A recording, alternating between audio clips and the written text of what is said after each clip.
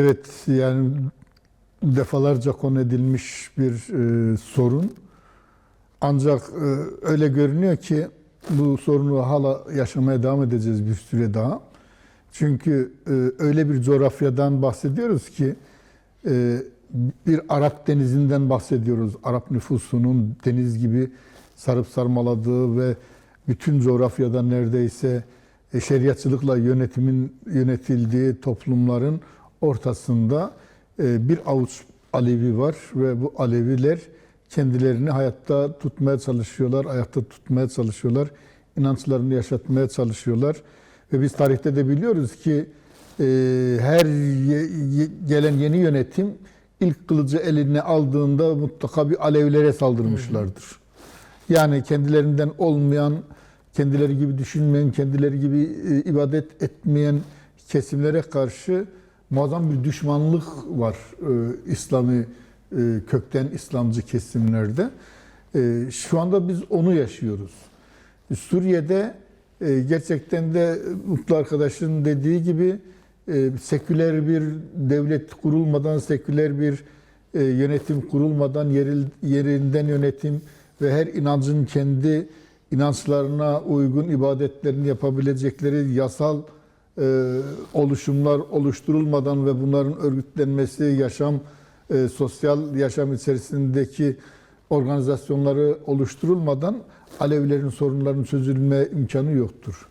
Bu sorun şöyle değil, tek başına bir inancın o coğrafyada, o Arap Denizi'nde nasıl ayakta kalacağı meselesi değil. Aynı zamanda şimdi orada hem imkanlar var, başka imkanlar var, hem de tabii ki imkansızlıklar da var. İmkanlar şunlardır.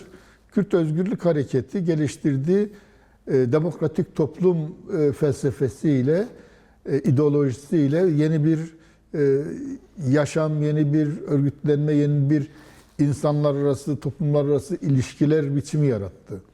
Şimdi bu ilişkiler biçimi Rojava ve şu andaki SDG'nin kontrolündeki olduğu bölgelerde ciddi bir şekilde uygulanır hale geldi ve orada gördüğümüz kadarıyla hiçbir inanç başka bir inanç tarafından baskı altında tutulmuyor. Böyle bir ne bir protesto gösterisine rastladık, ne böyle bir olaya rastladık, ne de uluslararası kamuoyunun ya da basın merkezinin böylesi bir olayı gündemleştirdiğini gördük. Demek ki öyle bir sorun yoktur.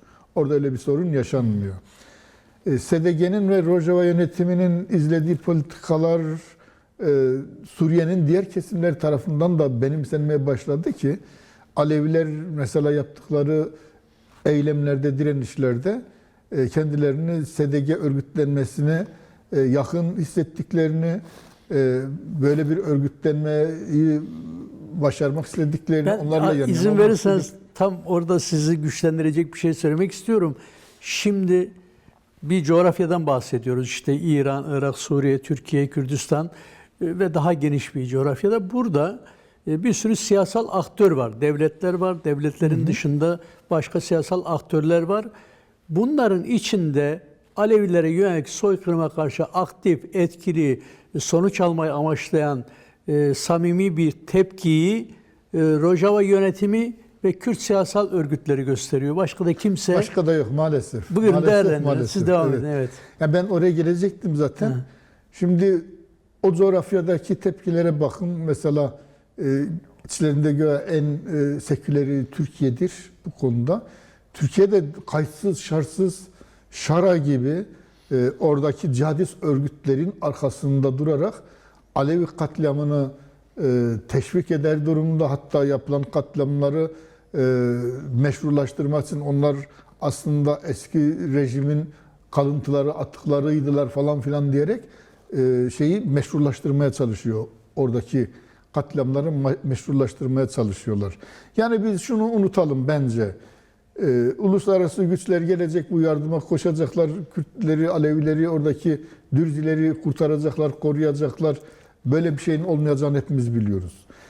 Kendi dinamiklerimizle oradaki öz dinamiklerin yan yana gelip kendi örgütlenmelerini oluşturarak güvenliklerini sağlamadan ya da kendileri bir güç haline gelmeden kimsenin onların yanında duracağı yoktur. Çünkü uluslararası güçler de şuna bakıyorlar. Sen güç müsün değil misin? Eğer güçsen, onların da işine yarayacak bir güçsen, evet senin yanında duruyor. Çünkü diyor bu güç benim de işime yarar, bir yerlerde lazım olur. Orta Doğu gibi bir coğrafyada bir gücün emperyalizmin yanında olması çok önemlidir. Bu dinamiklerin ortaya çıkması için aslında gerekli koşullar oluşmuş durumda. Bu koşullara Aleviler de çok doğru bir tepki verdiler. Çok Evet, sokağa çıktılar. Evet, çok kitlesel Otonom talebiyle. aynı anda sokağa çıktılar. Çok barışçıl eylemler yaptılar. Ama evet, Alevileri biliyoruz, tarih boyunca barışçıl bir hayat sürmüşler. Muhalefetlerini de barışçıl yöntemlerle yapmışlar. Ama unutmayalım, yani bir can ya da bir topluluk ya da herhangi bir canlı yok olmayla yüzde geldiğinde şiddete başvurmaktan Yani Kalender başka- Çelebi Tabii Nuhak ki. Dağı'na kadar çarpışarak gitti. Ya da Babayiler Selçuklu İmparatorluğu'na karşı defalarca savaşarak direniş geliştirdiler. Evet. Gerektiğinde bu direnişte geliştirebilirler. Evet, Kesinlikle, yani öz savunması olmayan hiçbir canlının ya da topluluğun, bir inancın ayakta kalma şansı yoktur. Hele ki bizim bahsettiğimiz coğrafyada hiç şansı yoktur. Öz savunma demek illa da silahlı savunma demek değildir. Aleviler tarih boyunca öz savunma olarak bazen de takiyeyi kullanmışlardır. Bazen kendilerini geri çekerek, inançlarını gizli yaparak, ibadetlerini gizli yaparak böyle korunmuşlardır. Bu da bir öz savunmadır.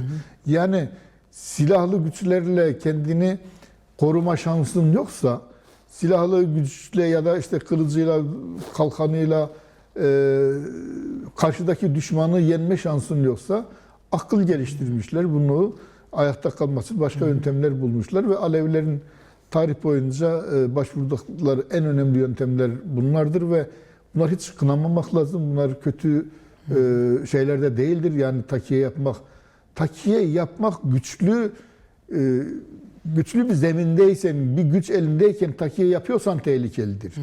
Ama çok güçlü bir zalim karşısında takiye yapıyorsan bu İllegal yöntemlere tabii ki bu başvurmak. mazlum bir yöntemdir. Bunu kınamamak, bunu kötülememek gerekiyor. Yani şimdi Aleviler var, Dürziler var. Dürzilerden de bahsetmek lazım. Dürziler de orada 600-700 bin nüfusu olan bir topluluk. Onlar da her an katliamın şeyindeler, ağzındalar. Denemeler oldu, belli katliamlar yapıldı ama İsrail'in müdahaleleriyle bu engellendi şimdiye kadar. Ama bu bundan sonra engelleneceği anlamına gelmiyor.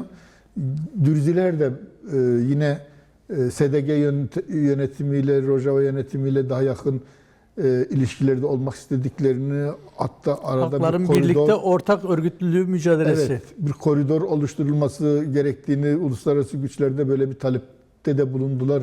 Henüz bunun gerçekleşme şansı olmadı ama şöyle bir şey izleniyor sanırım SDG yönetimi, Rojava yönetimi tarafından. Bir inancı ya da bir topluluğu korumak için arada küçük koridorlar açarak orada onları acil şeylerle korumak yerine, evet bu acil olarak yöntemdir bu ama uzun vadede bu bir yöntem değildir. O toplumun genelini örgütleyerek, genelini bir yerinde yönetime kavuşturarak, her inancın başka bir inanca saygısını kazandırarak, yani birlikte yaşamamız gerekiyorsa birbirimizi tanıyarak, birbirimizi severek sadece tahammül etmek değil, birbirimizi sevmek zorundayız da.